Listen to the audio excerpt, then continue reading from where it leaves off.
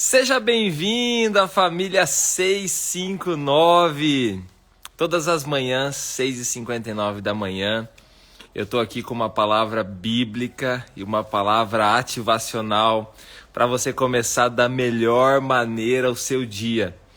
E hoje é dia de nós agradecermos a Deus por tudo que Ele tem feito, por tudo que Ele ainda vai fazer na nossa vida, na nossa casa, na nossa família. Eu estou olhando para esse céu aqui e estou lembrando daquele texto. Eu levo meus olhos para o monte e de onde me vem o meu socorro?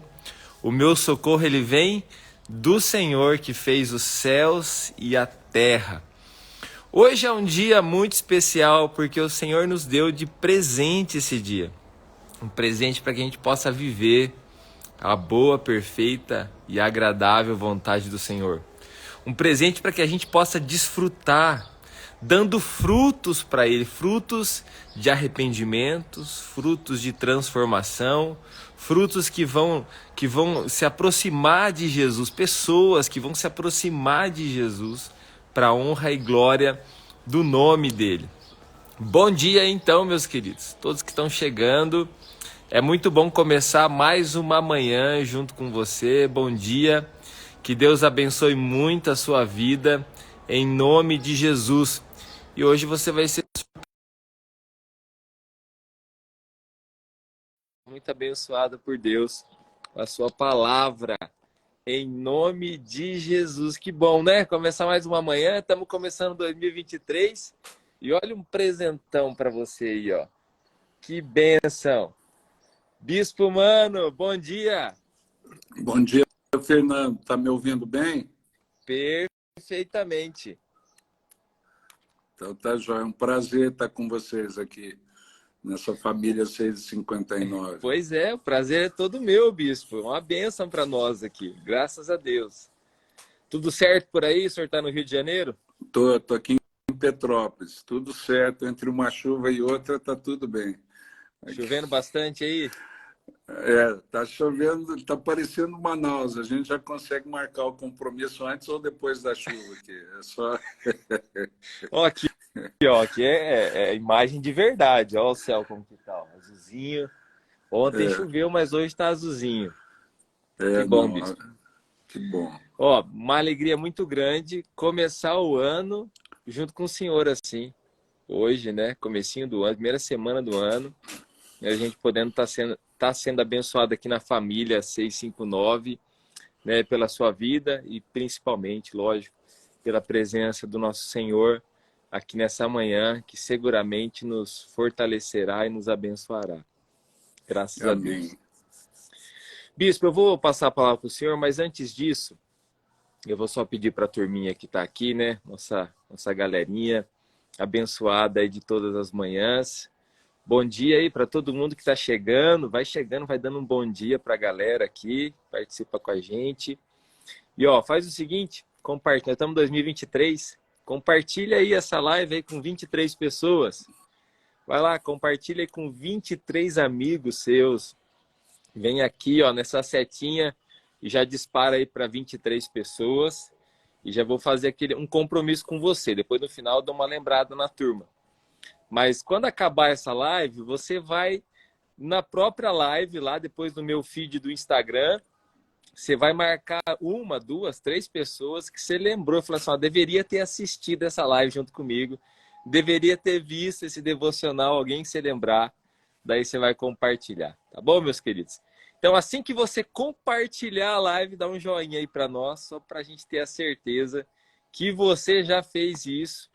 Tá bom? E a gente está aqui com o Bispo Mano, né, compartilhando, já teve o ano passado com a gente, né, dezembro, teve com a gente aí nos abençoando, e tá voltando aqui para a gente fazer a finaleira da palavra que ele começou, né, nos abençoando aí em 2022, agora em 2023, tá bom, meus queridos?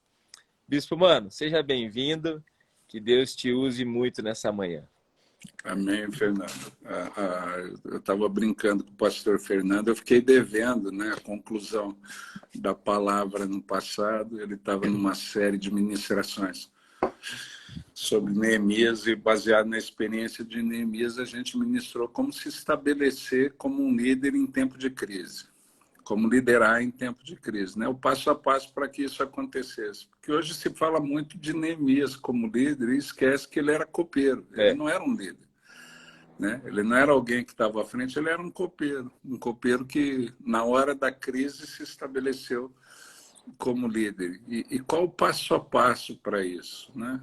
Então, a gente viu a primeira palavra e não teve tempo. Como o papo foi bom, né? Acabou fluindo demais o papo, não teve tempo para a gente falar da execução do projeto. A gente só falou do estabelecimento do líder, mas o que o líder faz, como que ele executa, como que eu dou andamento ao projeto. Foi a parte que faltou. Né? Eu falei para o pastor Fernando que assim que desse uma folgada no nosso tempo, né? E agora a gente está de férias aqui, né? Como a galera brinca, carregando pedra nas férias, estou procurando lugar para mudar. Ora aí, família 659, que eu tenho que arrumar rápido o lugar para mudar aí. Vamos orar hoje e Deus vai abrir essas portas. Amém. Né? Então, a gente correndo atrás de espaço de mudança, mas tem a disponibilidade. Eu falei com o pastor Fernando e ele prontamente já viu o dia, e hoje a gente vai estar conversando um pouco sobre isso, né? Amém. E, Sobre bispo, é o como... seguinte, é o seguinte, normalmente a live ela tem um tempo mais determinado ali, mas como a gente está na férias, nós estamos com o tempo mais tranquilo também, só para te avisar, para o senhor ficar bem sossegado, e nós queremos aproveitar cada minutinho aqui hoje, tá bom? A expectativa é ir no bate-papo, né, galera? Então, tendo as Bora lá. perguntas, já vai mandando. O pastor Fernando vai coordenar, ele já deve ter as perguntas dele, conheço o Fernando. Ele não faz nada sem um planejamento bom. Então, Ó, a Márcia está aqui comigo, a Márcia está aqui ó, nos comentários, ela pode responder. então tá joia. Né? Então, baseado na experiência de Neemias, né? Tá lá, Neemias 2 chega, se estabelece, daí tem um projeto. Né? Ele ouviu falar que Jerusalém estava em ruínas e tem um projeto. Né? Então, a primeira coisa que a gente precisa entender, né? Qual a dimensão do projeto que você tem? Né? Qual a dimensão do seu sonho? Seu sonho é algo que exige só de você ou não? É a primeira coisa que você precisa pensar. Né? É algo a ser realizado em pouco tempo ou vai exigir muito tempo? Porque você vai ter que planejar etapas. Né? Uhum. Você vai ter que planejar passo a passo. E muitas vezes a gente não comunica. Né? Se é algo que é de Deus, eu já tenho falado isso, se é um sonho que Deus te deu, que você entende que vem do coração de Deus, os sonhos de Deus normalmente vão além da sua vida. Né? Os sonhos de Deus são geracionais. Né? Quando Deus fala com Abraão, sai da tua terra, da tua parentela e vai para um lugar que eu vou te mostrar. Depois de um tempo, Abraão sai, executa a tarefa, mas depois de um tempo andando, Deus fala com Abraão que a descendência dele é que possuiria a terra das peregrinações de Abraão. Né? Abraão foi para a terra, mas viveu naquela terra como peregrino. Né? Não como dono da terra da promessa. Era uma terra prometida, mas a descendência dele, 400 e tantos anos depois, é que é da terra. Então, eu preciso entender isso. Normalmente, os sonhos de Deus, para mim, as coisas que Deus revela, as coisas que Deus mostra, muitas vezes Deus vai mostrando um passo a passo. Né? Eu já tenho falado isso. Se Deus me falasse tudo que eu ia viver nesses 34 anos de ministério, eu não tinha entrado, não. Eu não tinha... Se lá atrás Deus tivesse me dito, vai acontecer isso, eu falei, é ruim que eu vou. Né? Deus só chama a gente e fala, eu vou contigo. E a gente, no auge da paixão, da experiência, no calor da experiência, a gente fala, então eu vou. E daí a gente vai descobrindo as coisas no andar com Deus, e à medida que a gente vai, Ele está conosco, vai nos forjando. Então, eu sempre falo isso, né? Se você tem um chamado, entenda isso, provavelmente ele é maior do que você está discernindo agora. Né? As coisas que Deus vão propondo ao seu coração, e a cada etapa Deus vai te revelando novas coisas. A cada momento, a cada... Né? Eu tenho falado isso, gente que faz a mesmíssima coisa há 30 anos, há 40 anos, sempre naquela...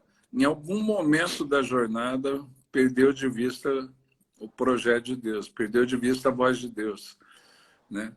Não discerniu a próxima etapa, não discerniu o próximo momento, né? A carreira do líder, ela é geracional. E todo projeto, esse é o ponto 1 de hoje, né?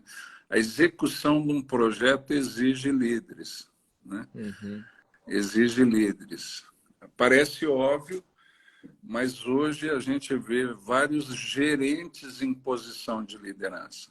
É. E existe muita diferença, né, entre alguém que está à frente e é um líder e alguém que está à frente e é um gerente, né? Eu já tenho brincado com isso,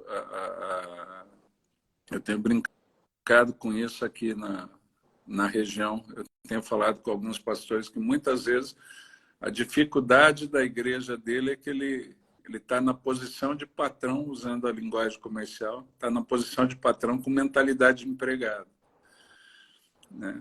Ele pergunta assim, eu falei, como assim? Eu falei, o empregado trabalha pensando no quê?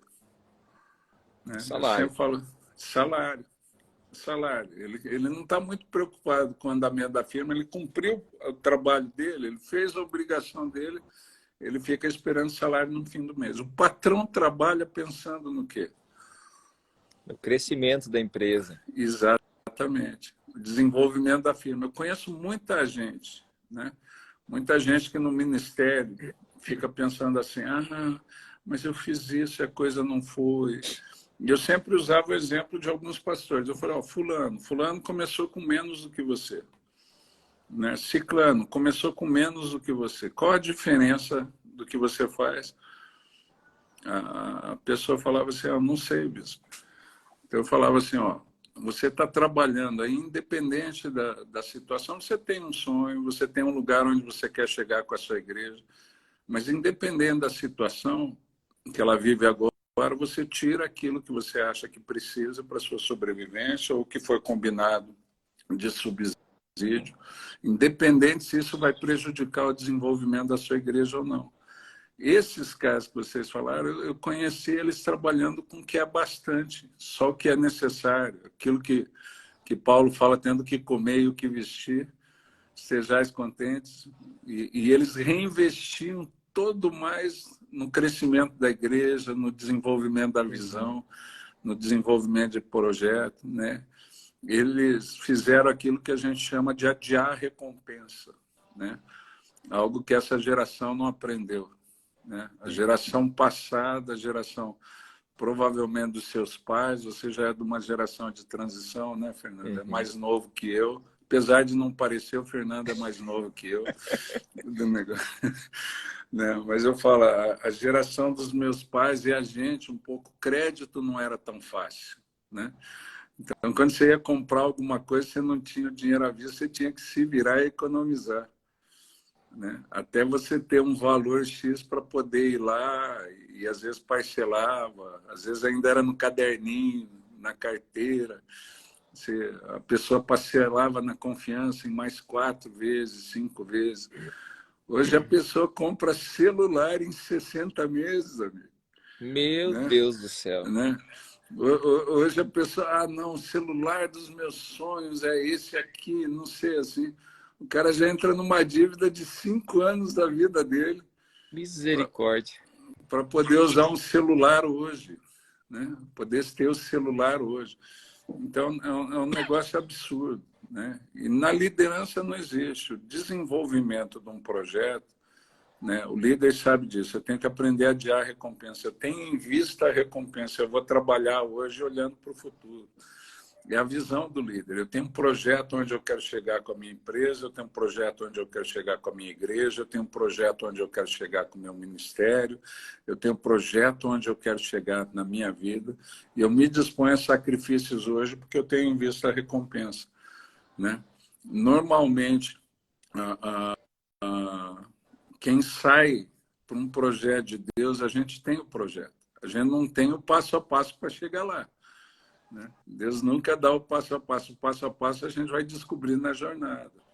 Mas a gente tem o projeto, né? Então, por quê? Porque em vários processos, em várias nuances do caminho, né? Nos processos do caminho, a gente vai ter que relembrar do projeto, a gente vai ter que relembrar da recompensa, a gente vai ter que relembrar do chamado, né? Porque vão ser etapas difíceis, né? E o gerente se vai, né?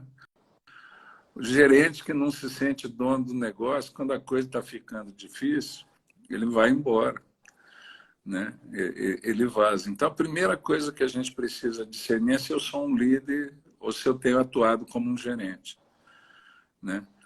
Se Deus me faz de líder, porque uma das outras coisas, porque sem definir isso, eu vou ter dificuldade na segunda etapa. Se eu não entender isso, né? Poxa, Deus já me fez um líder, mesmo que seja num nicho limitado, né? Deus já me fez um líder, porque se Deus não fez um líder, você vai tentar exercer a liderança de uma maneira negativa, de uma maneira destrutiva. Eu já tenho dito isso, né? O que para mim caracteriza um líder, né? De maneira bem resumida, seguidores. Seguidores que o cara tem. Independente do tipo de líder que ele é, se o cara tem seguidores, ele é um líder, né? Tem gente que não consegue ser líder nem na sua casa. Já cansei de falar, mas ninguém me ouve aqui nesse lugar. Você já ouviu essa frase? Ixi! Né? Para mim, por isso que Paulo começa para Timóteo que quem pretende ser presbítero, exercer ministério, governe bem a sua própria casa. Porque se o cara não aprendeu naquele nicho limitado, vai fazer uma confusão no meio do povo de Deus, vai ser um rolo no meio do povo de Deus, né? Então, tem muita gente querendo tocar projetos, fazer coisas em nome de Deus, sem ter aprendido a liderar na casa de Deus, né? Porque, para mim, o que caracteriza um líder é se ele tem seguidores de maneira normal, né? Porque tem muita gente que tem seguidores pelo título que lhe foi dado, né? Você é um chefe numa sessão, você tem as pessoas que se submetem a você pelo título. Então, não é desse tipo de líder que eu estou falando, um líder posicional, né? Hoje a gente tem muita gente em posição de líder que não é. É o que a gente estava falando do Ministério Pastoral. Muitos pastores e pastoras vão ter que exercer a liderança. Muitos líderes de ministério na igreja vão ter que exercer a liderança, mas sem serem líderes. São mais gerentes, né? Jesus deixa muito claro a imaturidade da liderança quando ele fala: o que eu comparo essa geração? É como uma geração de meninos na praça que fala assim: nós tocamos flauta e não dançaram, nós brincamos de fazer lamentação, ninguém chorou, né? Uma das coisas que eu ouço direto, às vezes, das pessoas, fala: não, a gente fez tudo, mas o povo lá não quer. O povo lá não quer. Eu trabalhei com discipulado e trabalho ainda hoje, muito tempo. A galera falava assim: não, o povo ali na minha igreja não quer discipulado.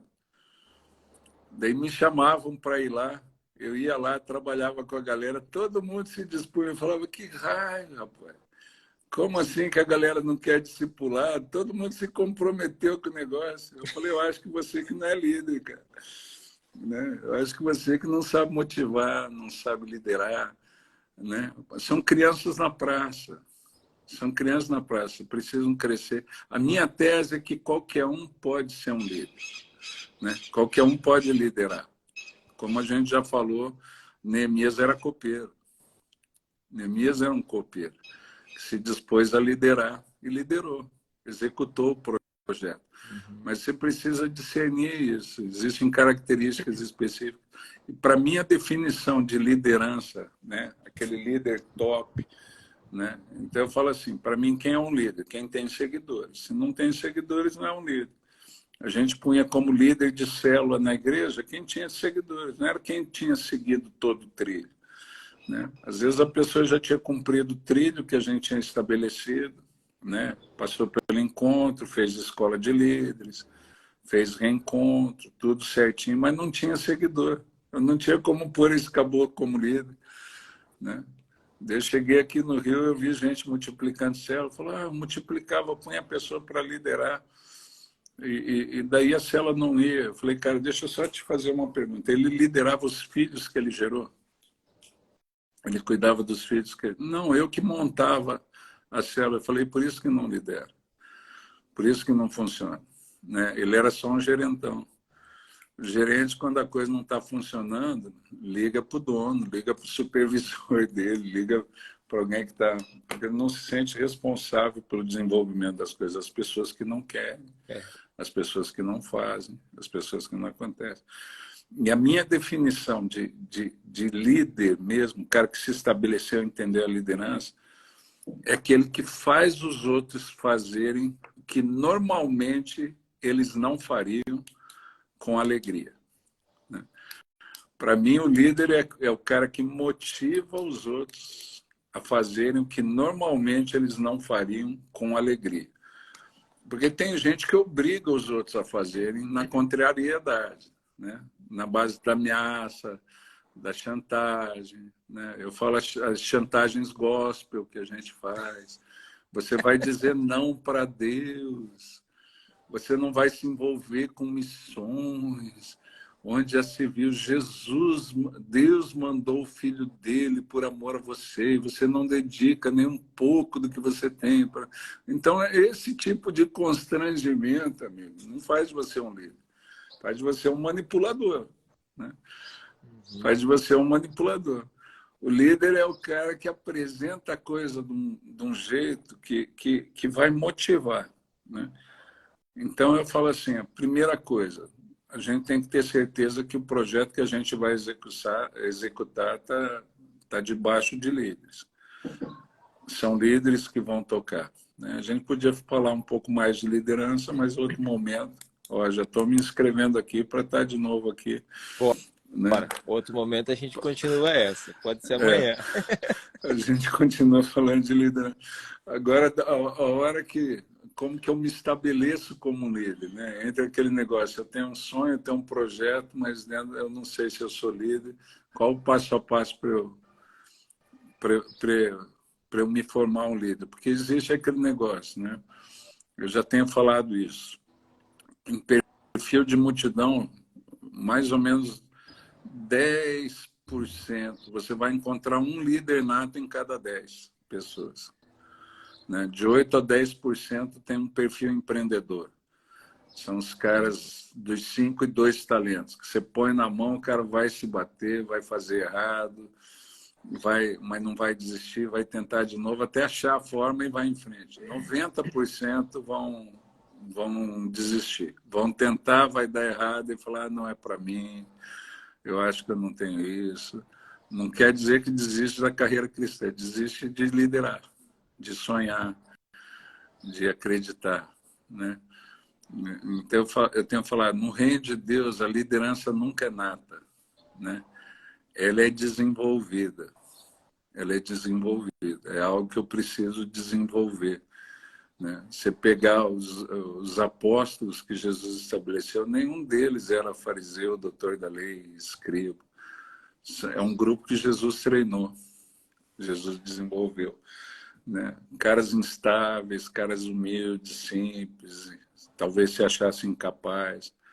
Né? Eu tenho falado, se eu encontro um cara que fala assim, não, eu sou bom mesmo, eu sou fera, ainda bem que Deus me chamou, a gente vai... Esse aí eu não ponho na minha equipe, não, porque ele não vai... Ele vai atrapalhar o Espírito Santo. Esse tipo de cara vai atrapalhar o Espírito Santo. Né? Aquele cara que fala, eu não sei se eu tenho jeito para coisa. Eu falei, esse aí é aquela pedra bruta boa para ser lapidada, boa para ser trabalhada. Eu falei, obrigado, Jesus, né? Que você encontra a pessoa. Né? Eu sempre tenho falado, o que eu busco? Eu não busco gente que se acha capaz. Né? Quem que eu busco para montar a minha equipe? O apaixonado, quem gosta do jogo. Né? Mesmo que o seu amor por Deus não seja perfeito, você ama Jesus? Você ama esse negócio? Que você já descobriu de Jesus, faz teu coração queimar, faz a coisa arder dentro de você. As experiências que você teve com ele, quando você relembra, te emocionam. né? Aquelas experiências que você fala, puxa, lá, eu não tinha noção, ele chegou, né? E fez isso na minha vida. Esse tipo de coisa te emociona. Então, vem cá, deixa eu trabalhar você para você virar um líder, cara. Né? Para mim, esse é o tipo de gente. Eu falo assim, a paixão eu não dou para ninguém. Eu não consigo ensinar. Na verdade, você se aproxima de alguém que é apaixonado, ou você fica apaixonado como ele, ou você vaza. Não consegue ficar muito tempo perto. Né? Eu sempre falei isso. A minha paixão por Jesus, a minha paixão pelas coisas de Deus me protege, porque não deixa a gente morno perto de mim. O morno não fica muito tempo É comigo. Depois o ele senhor sai. que me ensinou, né? O senhor me ensinou que a paixão é o que vai nutrir a visão que a gente carrega.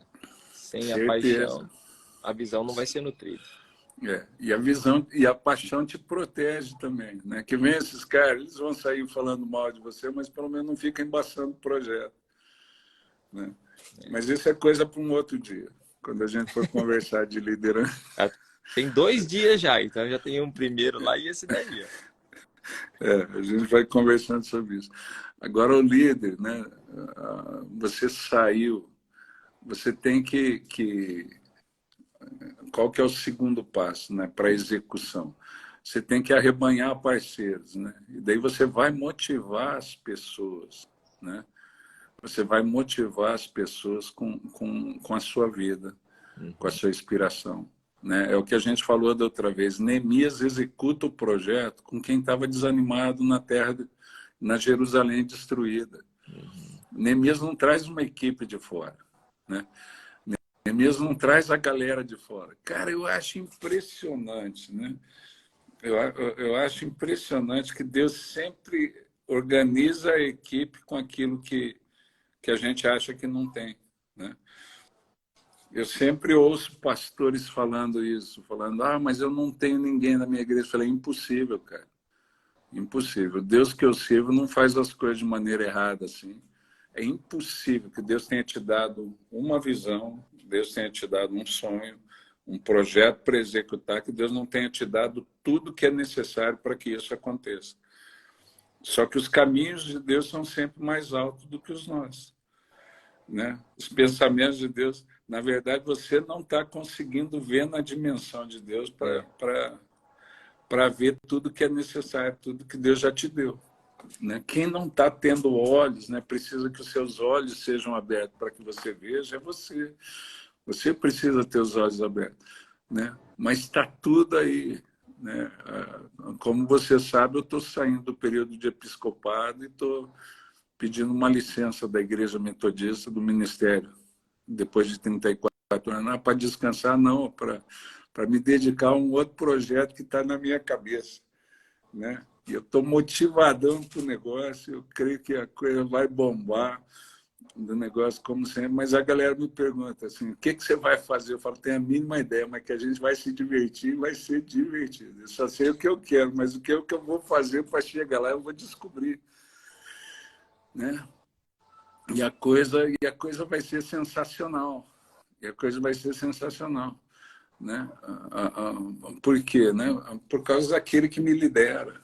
Né? Aquele que está falando comigo, está me chamando para brincar, não tem. Então, o líder tem que motivar a galera. E Neemias faz isso com a galera que está na terra. Os caras estão lá desanimados, sofrendo, muro destruído, presa fácil de qualquer um que investir contra eles. De repente, vem Neemias e levanta essa galera para executar o projeto. Né?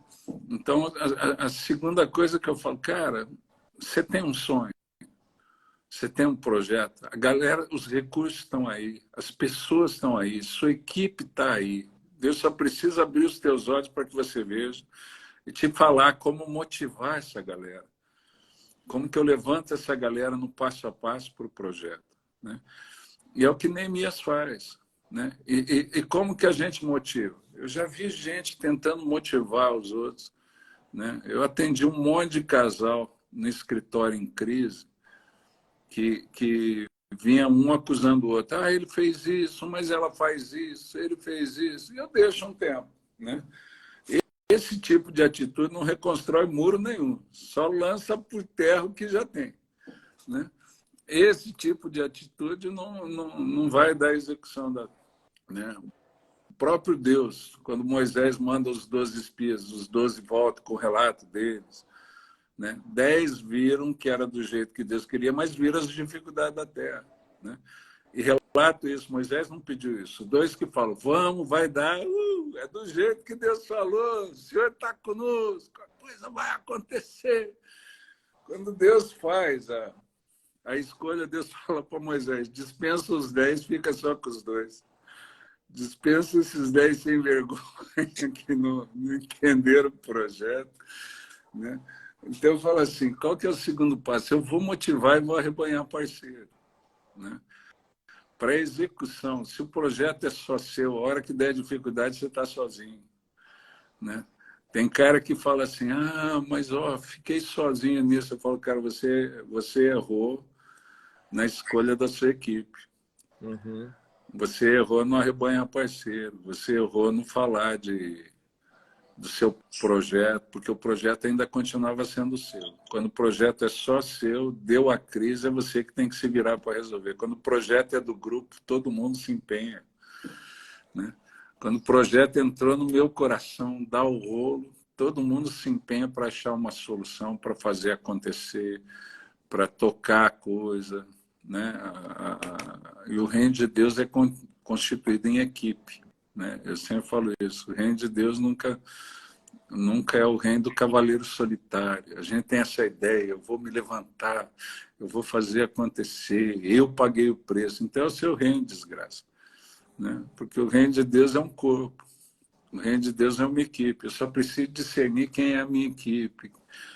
Nesse nicho que Deus está me pondo, nesse projeto que Deus está me pondo, com quem eu vou me alinhar. E à medida que a coisa vai avançando, a coisa vai tomando uma dimensão maior, Deus vai trazendo outras pessoas para que a coisa fique mais completa. Né? E a coisa vai evoluindo, a coisa vai crescendo. Mas o segundo passo para a execução, eu tenho que arrebanhar seguidores. Neemias chega para aqueles caras, conta por que ele veio, o que ele veio fazer, o que ele já tinha vistoriado, e compartilha o projeto dele. E diz que a galera fica animadona, né? Porque Neemias compartilha a coisa certa. Eu falo, cara, um testemunho errado pode levar as pessoas a se afastarem.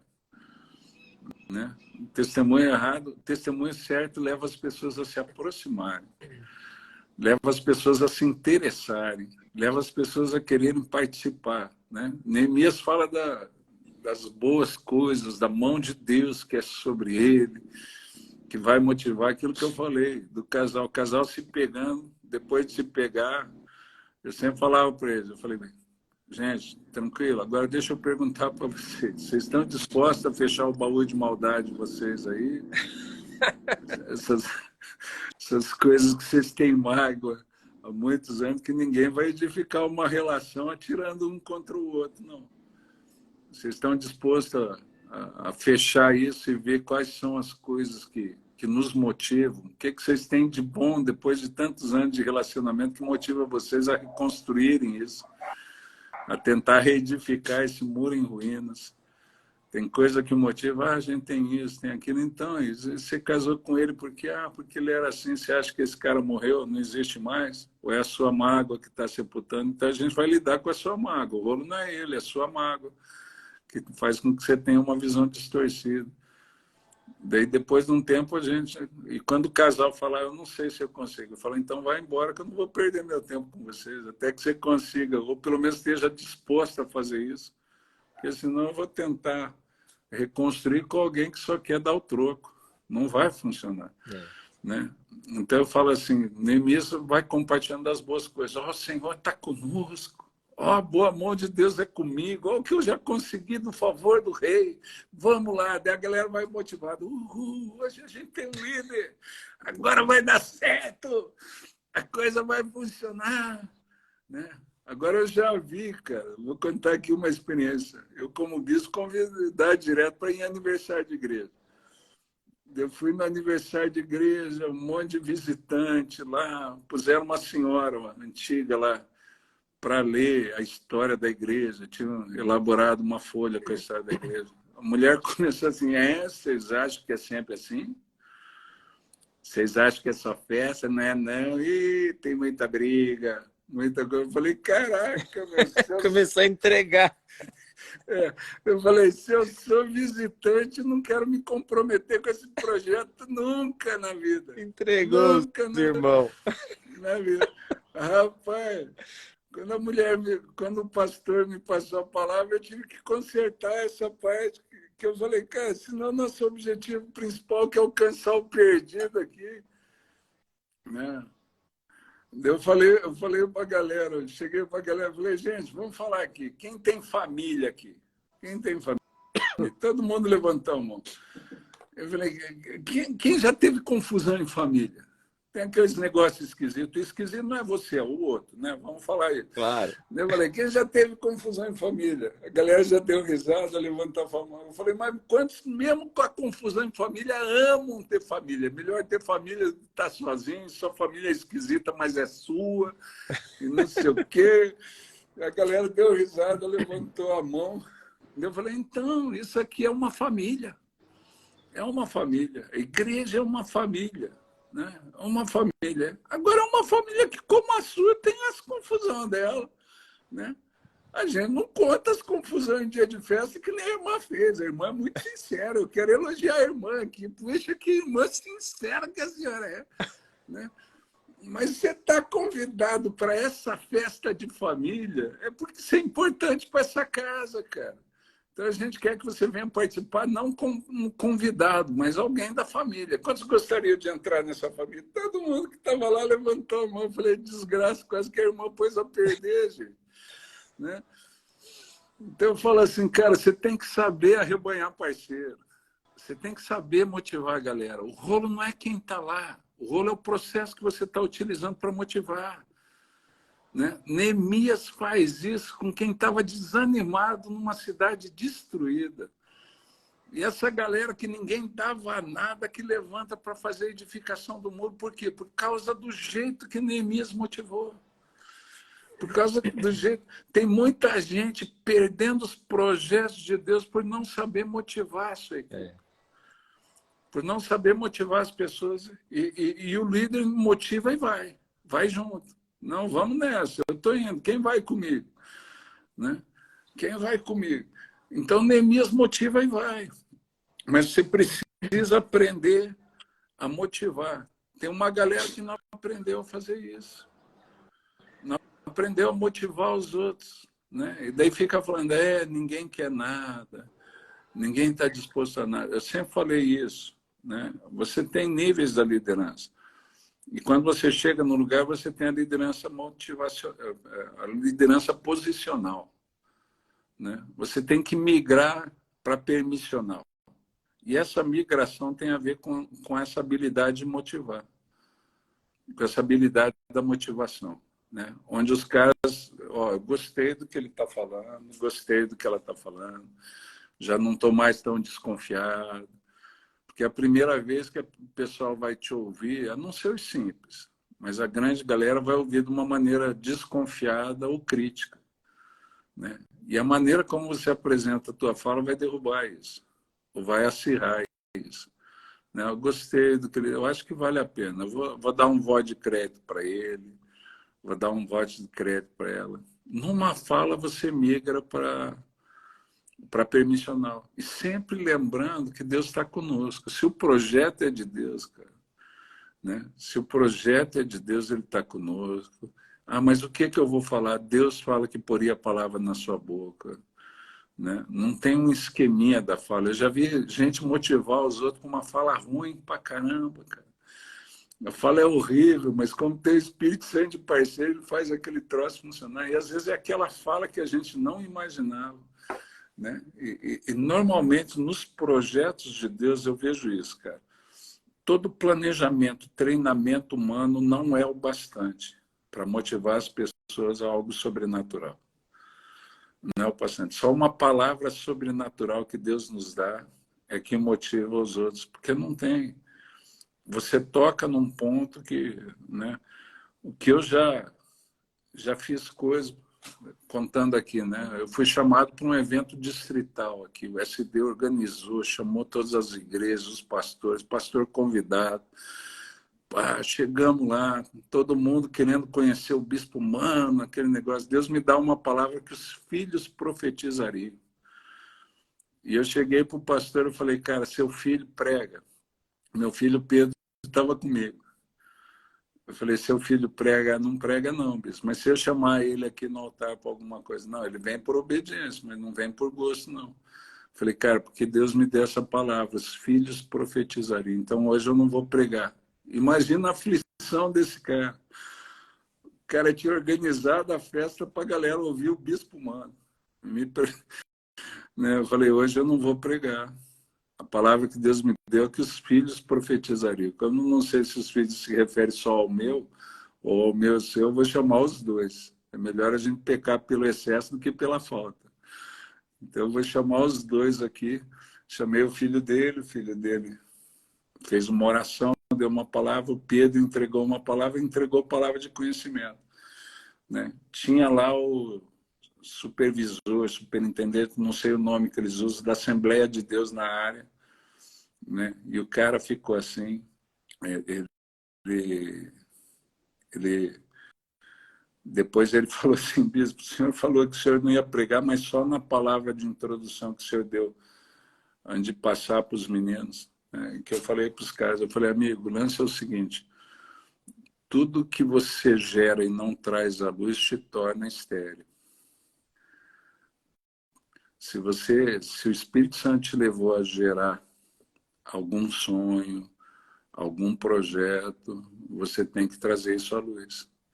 Você tem que pedir graça para ele para tornar isso realidade. Porque senão isso vai te tornar estéril. A tua jornada cristã vai ser horrível a partir daí.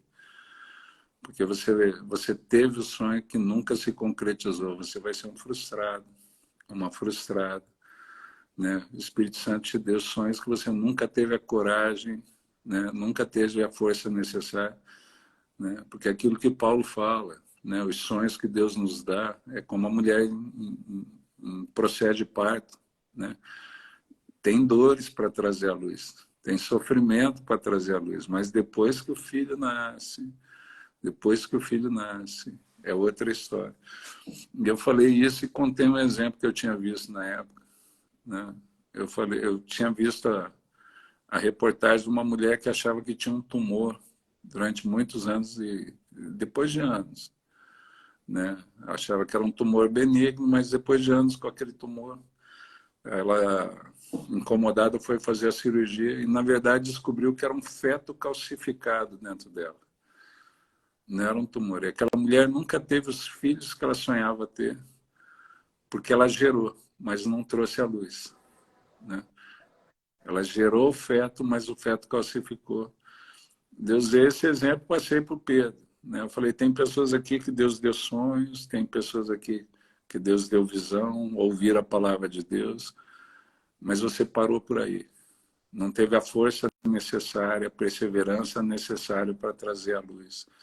Né? A dedicação necessária. E seu ministério, sua vida cristã está parada. Você está frustrado. Né? Preciso pedir misericórdia de Deus, tirar esse troço calcificado e voltar à jornada. Eu passei para o Pedro e o Pedro entregou a palavra dele, entregou a palavra de conhecimento. Desse cara da Assembleia de Deus chegou lá e falou, cara, o que é isso, meu? O que aconteceu? O pastor meio frustradão, né? Porque esperava a pregação do bispo. Eu não preguei, só dei essa palavra. Daí ele falou, cara, aquele menino lá, eu tenho um problema assim, assim, há tantos anos. A hora que aquele menino orou, eu fui curado. Daí ele veio e falou, bispo, que doideira. Daí o cara confessou. Né? O cara confessou. Quando o senhor falou que não ia pregar, que ia ser os filhos, eu falei, pronto, acabou a festa. Mas olha o que aconteceu, pá. Então eu falo assim, cara, a gente tem que seguir ouvindo a voz. Né? A gente tem que seguir sabendo o que Deus está falando, porque todo o teu treinamento não vai ser o bastante para o desenvolvimento de um projeto sobrenatural. Toda a tua capacitação, eu falo assim, que Deus me capacitou, serviu para o que está para trás. Não serviu para o que está para frente na minha jornada. Né?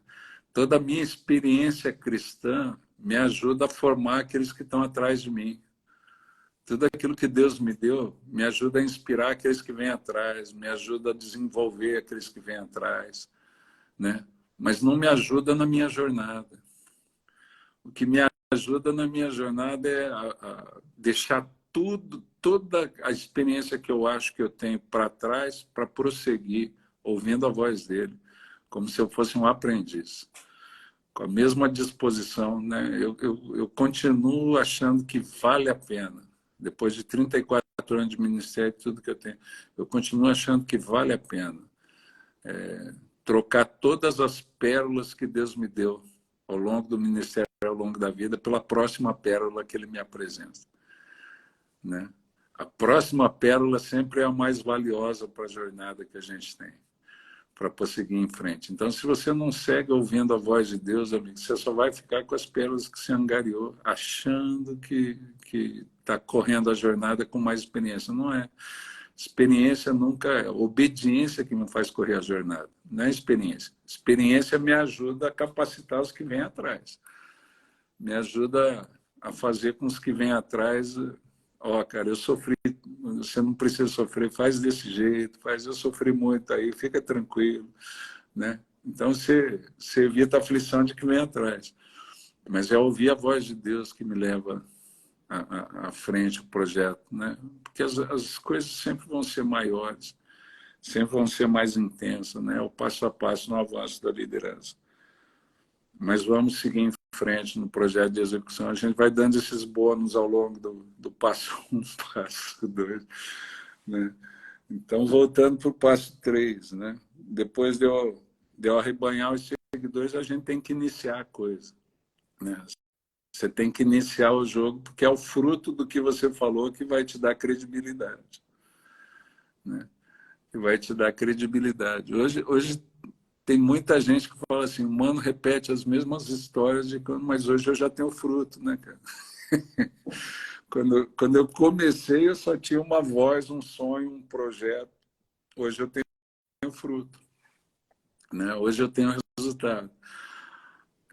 Então a galera fala assim, ó, eu ouço um mano falar as mesmas coisas, mas o resultado que ele falava é excepcional.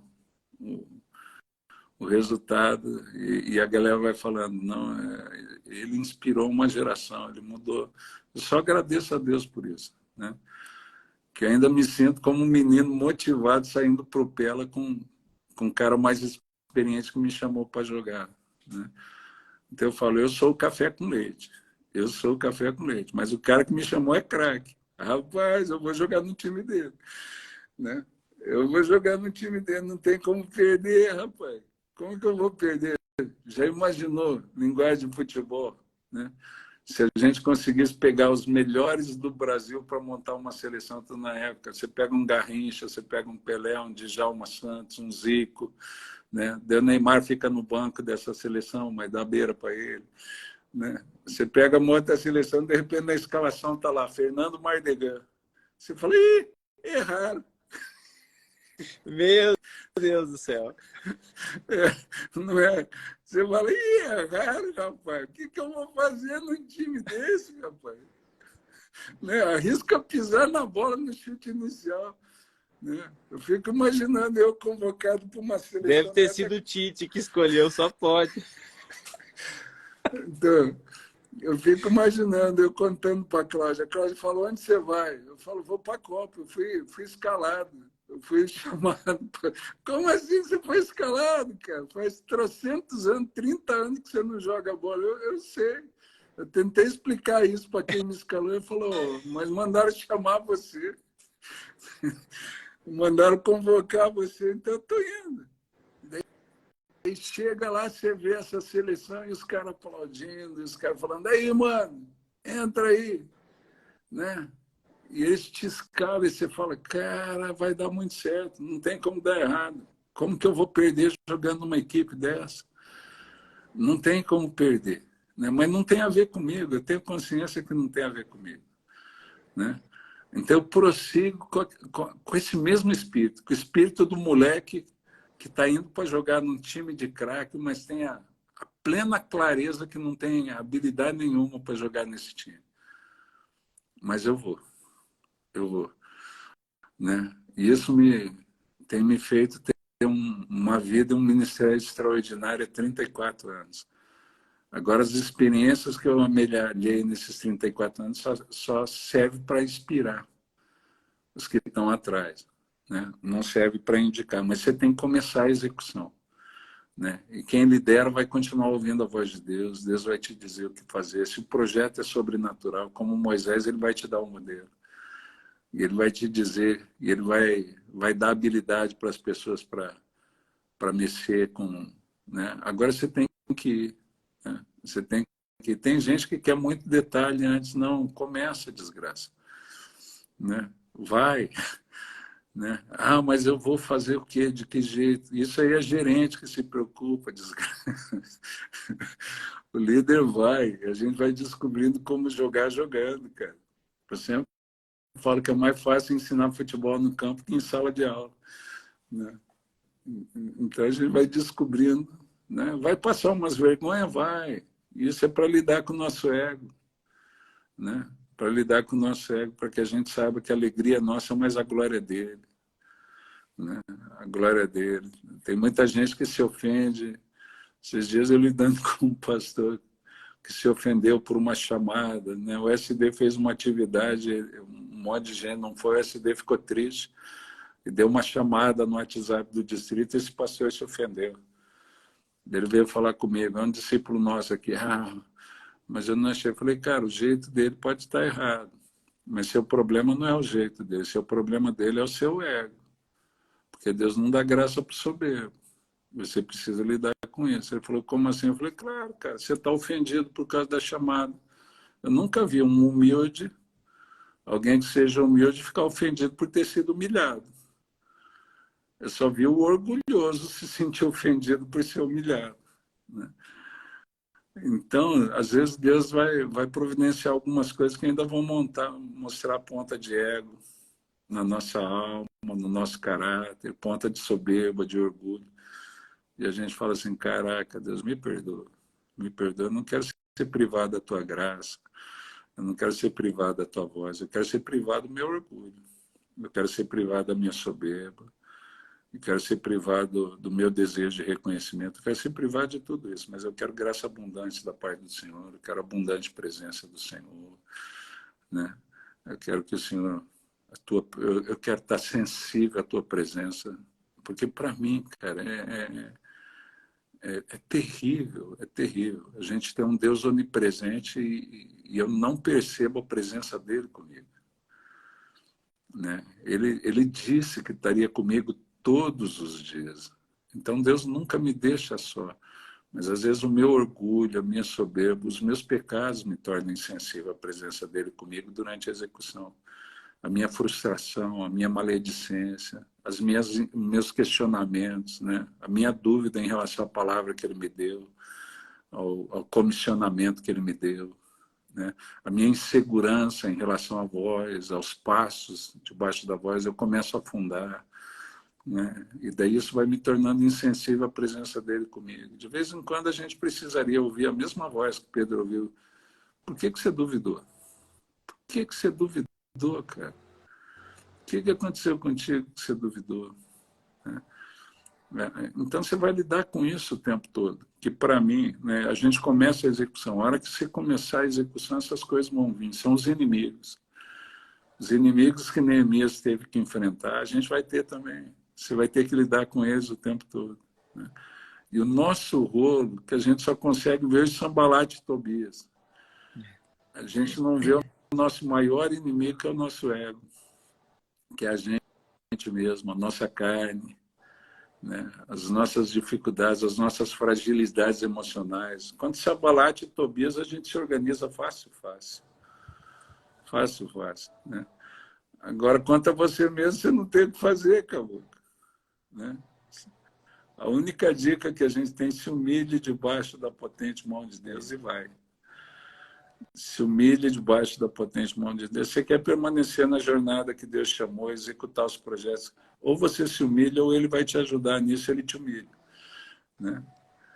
Então, ou eu me humilho, ou ele te humilha. Eu achei que sempre eu me humilhar foi mais fácil. Mas quando eu sou tão ruim que eu não consigo nem me humilhar, deixa que Deus me humilha. É tranquilo, ele me ajuda, até nisso ele me ajuda. Ele põe espinho na carne, ele dá um jeito de levantar as coisas, acabar com a soberba. Né? A gente fica meio chateadinho um tempo, mas segue em frente e a vida volta a ser sobrenatural, né? A vida volta a ser sensacional. Né? Então você vai ter que lidar com os inimigos. E como líder, né? Você vai ter que lidar com o emocional do seu povo, né? Esse inimigo dentro do coração deles, né? Esse inimigo. O Sambalat de Tobias é fácil. Você põe uns com arma lá na brecha, metade trabalha, metade você paga para vigiar. Mas já lidou com o Sambalat de Tobias, né? Agora a grande crise é lidar com a alma do seu povo, né? É lidar com...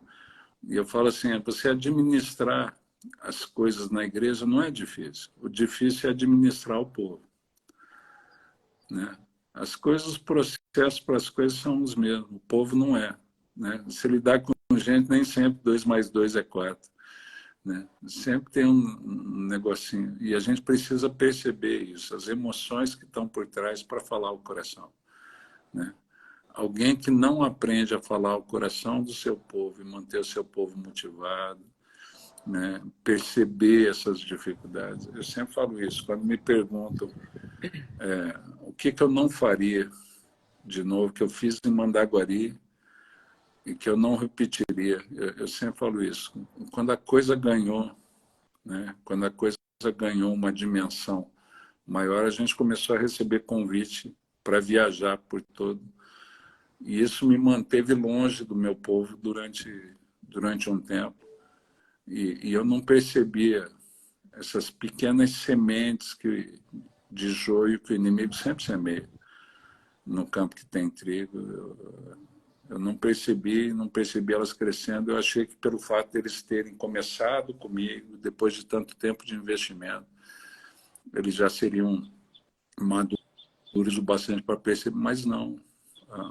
O ser humano é emocional, né? E como é emocional, a alma deles é aquilo que João fala, faço votos por tua prosperidade, assim como a alma é próspera, né?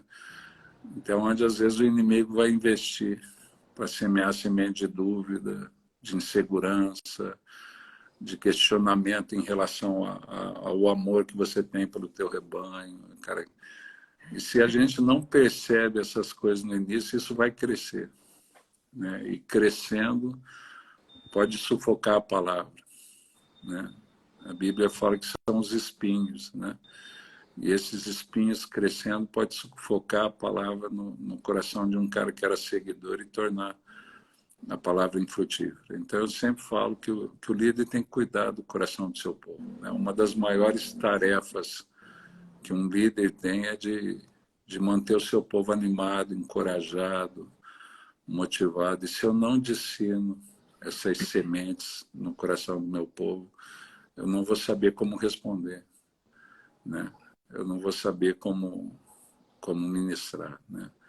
A Bíblia sempre fala que José com seus irmãos, José resolveu a crise com seus irmãos, Gênesis 50, quando falou ao coração deles, né? Antes de José conseguir isso, conseguir identificar a semente de insegurança, de medo no coração dos irmãos e falar ao coração, os irmãos ainda estavam dissimulando com José, né? Dissimulando com José por causa da situação, de tudo que eles tinham vivido com José.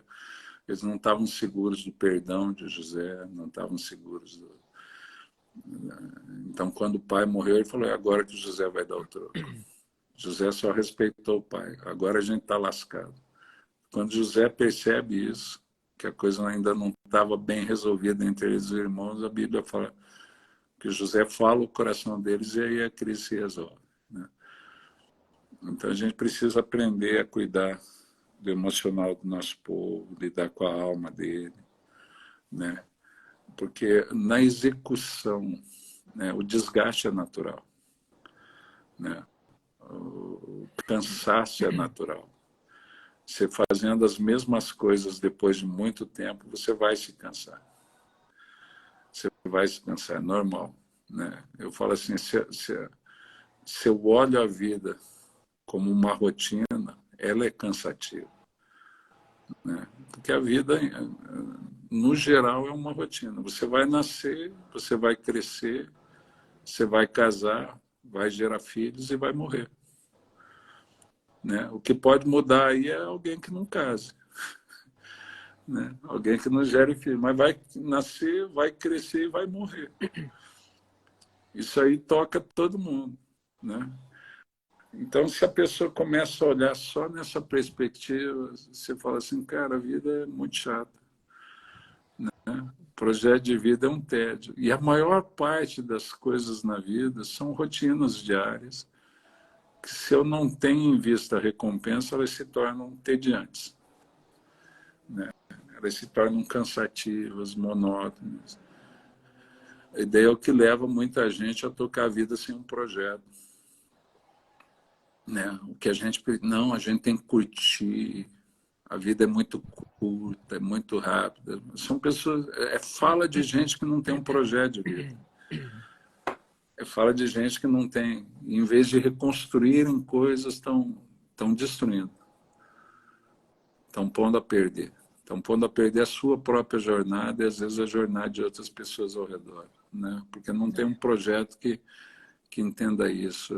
Os projetos de Deus é para a minha geração. Eu não estou tomando decisões que eu tomo agora por minha vida, né? Eu não tomei a decisão de parar, de sair de licença por mim. Era muito mais cômodo para mim continuar. Depois de 34 anos, eu tenho uma história construída onde eu estou, né? É mais cômodo para ir, mas na perspectiva que eu tenho, não vai ser melhor para minha neta, não vai ser melhor para uma geração que vem atrás de mim, não vai ser melhor para sei lá quantas pessoas. Então eu decidi fazer o que aos olhos dos outros é loucura, porque eu estou olhando para frente, né? Eu estou olhando para outras gerações, para o projeto de Deus, para outras gerações. A gente sempre faz isso. Alguém carrega um peso para que o outro tenha uma vida mais tranquila, né? Então são as decisões que a gente vai tomando, porque, no geral, essas pessoas vão se cansar, as pessoas que estão com você vão se desgastar. É normal, parceiro. A execução do projeto traz canseira, traz o desgaste, e você vai ter que remotivar os caras, né? Então, eu sempre falo isso, não se preocupe com o desgaste, ele vem naturalmente. Planeje a renovação. Planeje a renovação. Você, como líder, qual que são os projetos de renovação de ânimo, de renovação da unção, renovação da graça, renovação... Porque se eu estou com Deus, uma palavra de Deus me remotiva, né? Lá em Mandaguari, a gente tinha um evento a cada 2 meses, 3 meses, que a gente chamava Renovando a Unção, né?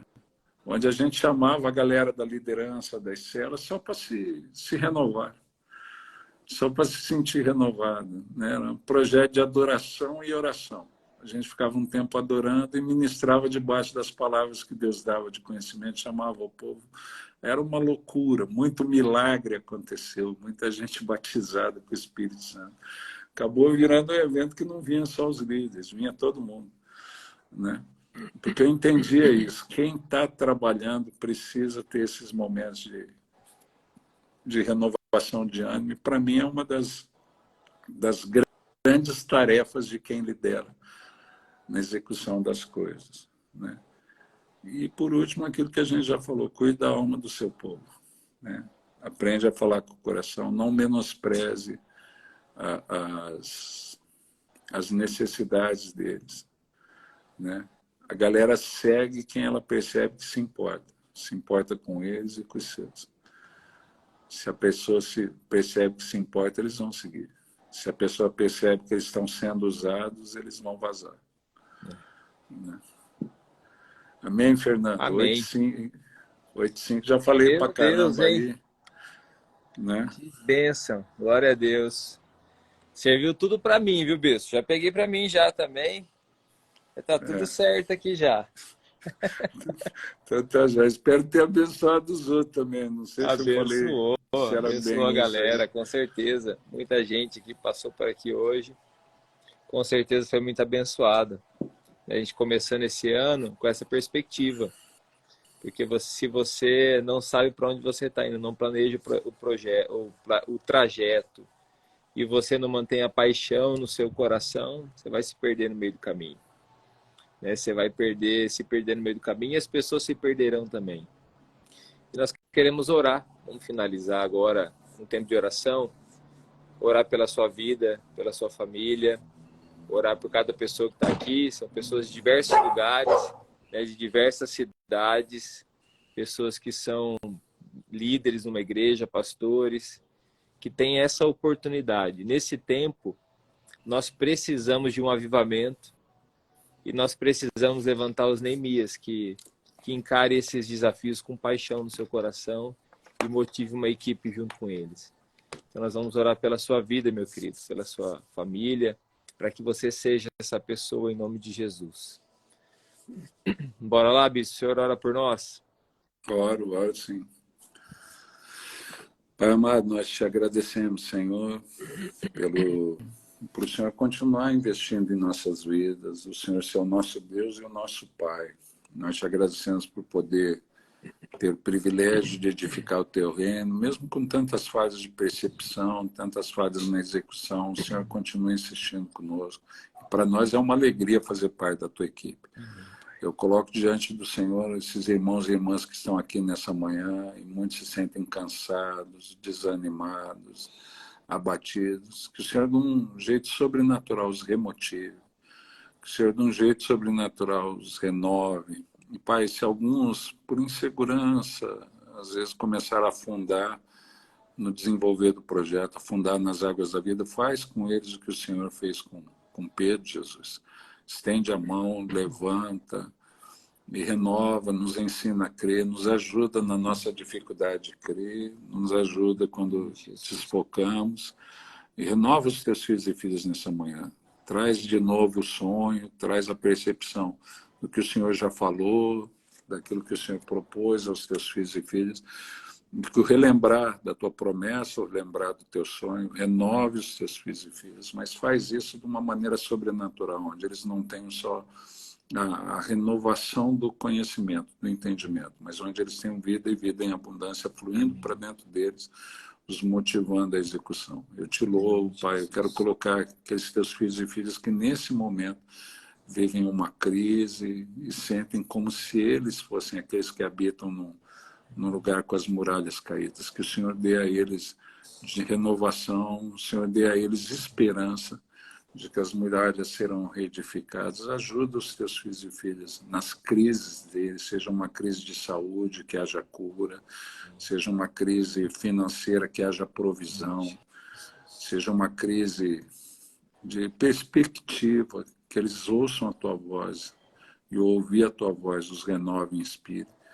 Mas, Pai, auxilia os teus filhos e filhas nesse momento de crise, de maneira que eles tenham a direção do Senhor, não só para enfrentar a crise, mas para superar, para vencer. Nós te louvamos pela vida de cada um dos teus filhos e filhas que foram chamados ao exercício do ministério pastoral.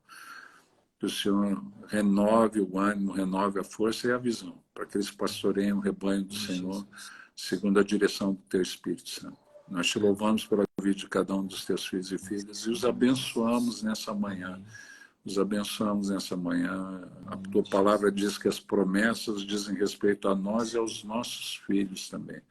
Então nós pedimos a bênção sobre as famílias dos teus filhos, a família dos teus filhos e filhas. Nós abençoamos os teus filhos nessa manhã em nome do Senhor. Em nome do Senhor. Amém. Amém. Bispão, sempre uma alegria estar contigo. Né? Se o senhor tiver um tempinho ainda, vamos tomar um café mais 10 minutinhos e eu te ligo no WhatsApp. Tá joia, amigo. Tá bom? Vou te mandar uma mensagem aí. Queridos, Falou. Deus abençoe. Se vemos amanhã, 6h59. Tenha um ótimo dia.